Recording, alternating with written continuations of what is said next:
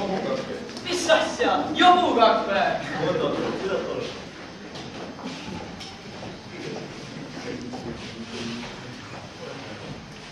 Kõik ausalt ära rääkida nagu oli.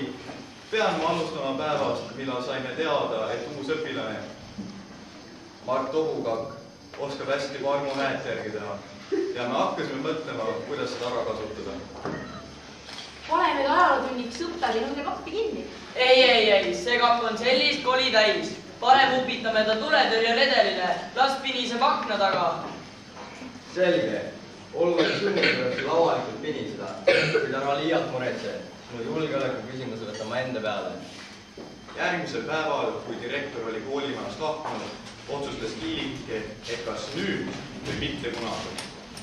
Kui ajalooõpetaja seltsimees Pugal tundi oli jõudnud ning uurima hakkas, keda küsida, hakkasti Jobukakk pinisemisega pihta.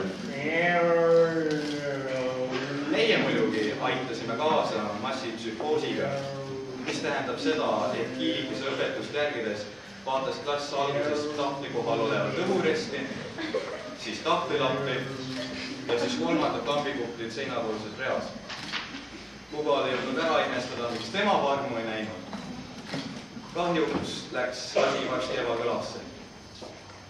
Siis saigi Pugal asjast aru, ütles veel, et süüdlasi pole kaugelt vaja otsida.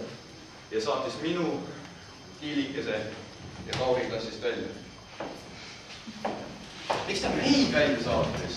Aga kuulsid, kuidas ta pinises, või ma hakkasin vormu otsima. Meie polnud ju milleski süüdi. Ongi ju. Oo, meiegi oli autos.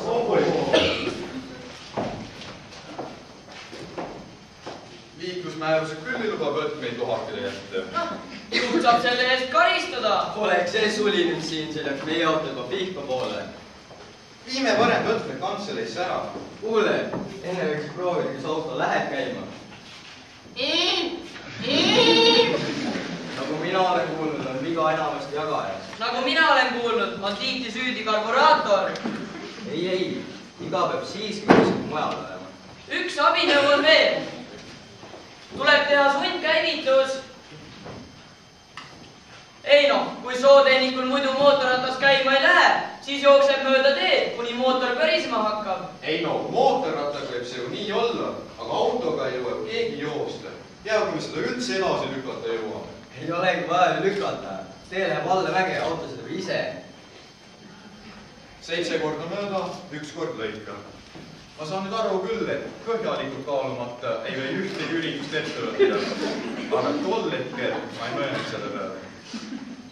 Aga kui auto allamäge veerima hakkas, mõtlesin, et mis siis, kui kiirus liiga suureks läheb.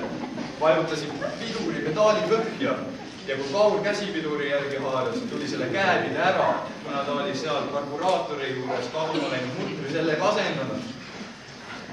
Pidage see auto kinni! Pidage! Ei, osakule mitte, seal meile kõplesime.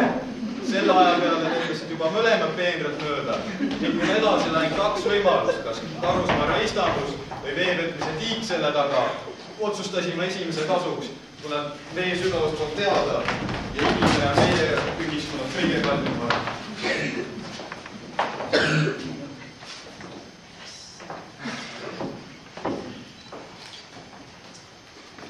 Niisiis, nüüd oleme kõik ausalt ära jutlustanud, kuidas käivitasime kooli auto ja et meie ei ole süüdi. Hooletus ees, õnnetus taga. Ja asi, mis jagaja kannal pöörleb, on meil ka üles leitud. Kiilike oli selle taskusse unustanud.